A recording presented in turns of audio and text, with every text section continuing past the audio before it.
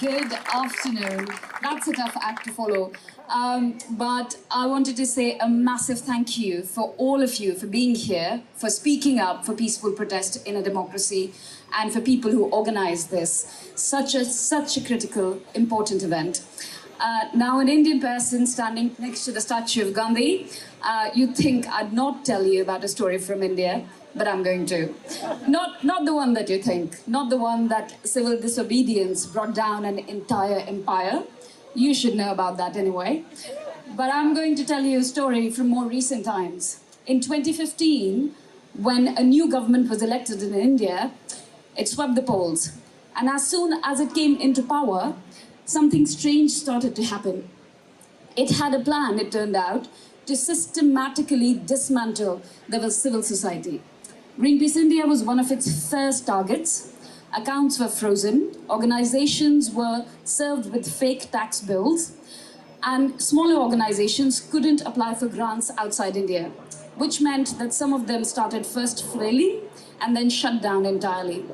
Journalists started getting arrested on trumped-up charges, and the situation got so dire, in fact, that after peaceful protests of some university students who are still in jail, Amnesty completely shut down its office in India because they thought that there was a relentless attack on civil society.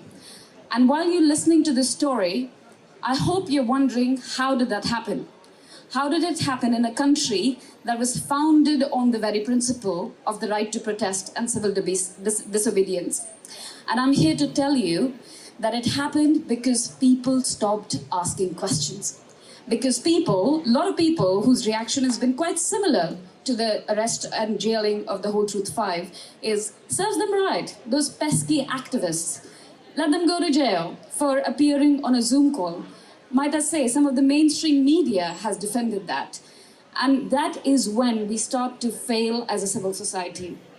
Our job as a citizen, we have only one important job, which is to ask people in power questions. We have to keep asking them questions. We have to keep protesting peacefully. That is our job. Democracy is not about turning up every few years and casting a vote. Democracy is a daily referendum. These people right behind us, they know what they're doing. They're representing us, and we have every right to peacefully protest and respectfully disagree.